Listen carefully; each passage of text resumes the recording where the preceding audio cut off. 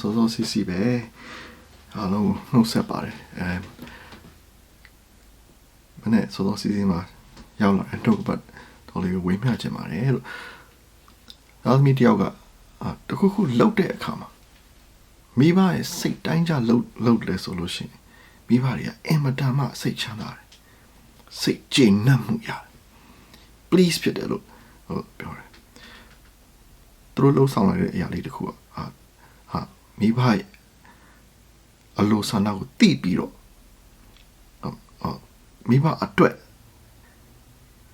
မိဘအလိုဆန္ဒနဲ့ညီရဲ့ဟာကိုအားဆိုင်ပြီးလှုပ်ဆောင်လိုက်တဲ့ဟာကိုမိဘကသိရတဲ့အခါမှာအရင်အားရတယ်ငါကြိုက်တဲ့အရာကိုသူစူးစမ်းပြီးလှုပ်ဆောင်တာအဲ့လိုတာသမီမျိုးအတွက်ဆိုလို့ရှိရင်မိဘပေးချင်တာဂရုစိုက်ချင်တာပို့ပြီးအဲ့လိုစိတ်တွေဖြစ်တယ်တမန်ကျမ်းစာထဲမှာလည်းအဲ့လိုပဲဘုရားသခင်ရဲ့စိတ်တော်နဲ့တွေ့တယ်စိတ်နဲ့တွေ့အောင်အသက်ရှင်နိုင်အဲ့နဲ့တွေ့အကြောင်းလို့ကောင်းကြီးတွေရတယ်ဆိုတဲ့ဥမာလေးကိုလေ့လာခြင်းတယ်ဒီနေ့ရောက်လာတဲ့နှုတ်ကပတ်တော်တခြားလူကြောက်တော့မဟုတ်ဘူးအေးနောက်ဆိုတဲ့လူရဲ့အသက်တာဖြစ်တယ်အေးနောက်ကအားလုံးသိကြတဲ့အတိုင်းပဲတမန်ကျမ်းစာထဲမှာတည်ခြင်းနဲ့မတွေ့ရတဲ့လူ2ယောက်ပဲရှိတယ်အေလိယနဲ့အေနောက်ဖြစ်တယ်အေနောက်ကြောင့်ကဘာဦးကျမ်းအခန်းကြီး9အငယ်20နဲ့တစ်ကနေပြီးတော့24ဒီမှာတွေ့ရတယ်တိတ်မများပါဘူးသူ့အကြောင်းလေးရေးထားတာအေနောက်ရဲ့ရှေ့မှာရှိတဲ့သူ့ရဲ့ဘိုးဘွားတွေနောက်မှလာတဲ့သူ့ရဲ့သားသမီးတွေကိုကြည့်မယ်ဆိုလို့ရှိရင်အဲ့ဒီချိန်တုန်းကအားလုံးဟာအသက်အများကြီးရှည်ကြတယ်ဥပမာအာဒံကပဲစပြီးကြည့်အောင်အာဒံဆိုလို့ရှိရင်နှစ်ပေါင်း930ရှိတယ်အဲ့လိုပဲနှစ်ပေါင်းရှေတအေနုကာယနမဟာအာလီလယာရက်ဒါအေနောက်ရဲ့လာတဲ့သူရှေ့ကလာခဲ့တဲ့သူရဲ့အကုန်လုံးကနှစ်ပေါင်း900ကျော်ရှင်ကြတယ်သူ့ရဲ့သားအေနောက်ရဲ့သားဖြစ်တဲ့မတုရှလဆိုလို့ရှိရင်လည်းအားလုံးသိကြတဲ့အတိုင်းပဲတမန်ကျမ်းစာထဲမှာအသက်ရှည်ဆုံးဆိုပြီးတော့မှတ်တမ်းတင်နေခံဒါပေမဲ့အေနောက်အသက်တာကိုကြည့်တဲ့အခါမှာအေနောက်ကအသက်65နှစ်မှာမတုရှလကိုဖွားမြင်တယ်မတုရှလဖွားမြင်တော့အေလာဒီအနှစ်300ပတ်လုံးဖျားသခင်နှင့်အတူသွားလာ၍သားသမီးများကိုမြင်လေ၏အေနောက်အသက်နှစ်ပေါင်း365နှစ်တည်းအေနောက်ဒီဖျားသခင်နှင့်အတူသွားလာ၏နောက်တဖန်သူသည်မရှိအကြောင်းမူကားဘုရားသခင်သိမ်းယူတော်မူသောကြောင့်ဒီအားလုံးသူရဲ့ရှေ့ကလာခဲ့တဲ့လူတွေနောက်ကလာတဲ့လူအသက်900ကျော်ရှင်တဲ့အချိန်မှာ365နှစ်ဆိုတော့သုံးပုံတစ်ပုံလောက်အောက်ပဲရှိတဲ့အချိန်မှာဘုရားသခင်ကသူ့ကိုခေါ်ဆောင်သွားတာဖြစ်တယ်လူရဲ့သဘောတရားကိုအားကိုကြည့်မယ်ဆိုလို့ချင်းလူဟာကြီးထွားခြင်းရပ်တန့်သွားတဲ့အခါမှာတဖြည်းဖြည်းအိုမင်းလာတယ်နောက်ဆုံးမှတည်ခြင်းနဲ့တွေ့တယ်အိုမင်းခြင်းနဲ့တေးခြင်းအင်းဂျားထဲမှာ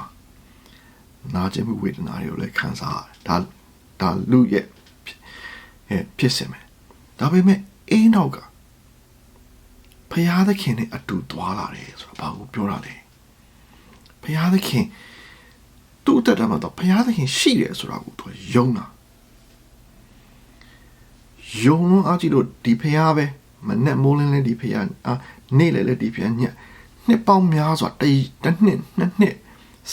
15နှစ်မဟုတ်ဘူးသူအသက်တာတက်ရှင်တဲ့နှစ်ပေါင်း300လုံးသူကဘုရားသခင်နဲ့တွာလာတယ်ခါဘုရားသခင်ရှိတယ်ဆိုတော့ယုံတယ်ဘုရားသခင်မဆာတယ်ဘုရားသခင်ကျွေးမွေးတယ်ဘုရားဒါကိုပဲသူကအမိပြုပြီးတွာလာတဲ့ခါမှာဘုရားသခင်စိတ်တော်နဲ့ထိတွေ့ဘုရားသခင်စိတ်တော်နဲ့ထိတွေ့တဲ့အခါမှာဘုရားမနေနိုင်တော့သူ့ကိုအိုခြင်းနာခြင်းတေခြင်းကိုပေးမတွေ့တော့တခါလဲယူဆောင်သွားတယ်ဘုရားသခင်ကကျွန်တော်တို့လောက်ဆောင်ချက်ကဘုရားသခင်စိတ်တော်နဲ့ထိတွေ့တယ်ဆိုလို့ရှိရင်ဘုရားသခင်ကအဲ့ဒီလောက်ထိအိုခြင်းနာခြင်းနဲ့တေခြင်းတွေကိုပေးမတွေ့ရတော့အထိကောင်းကြီးပေးအောင်မယ်ဆိုတာကိုနားလေရတယ်ဒါကြောင့်မို့ကျွန်တော်တို့အသက်တာမှာလည်းပြန်စဉ်းစားကြည့်အောင်ဒီအကြောင်းကိုဘယ်မှာပြန်ဖော်ပြထားလဲဆိုတော့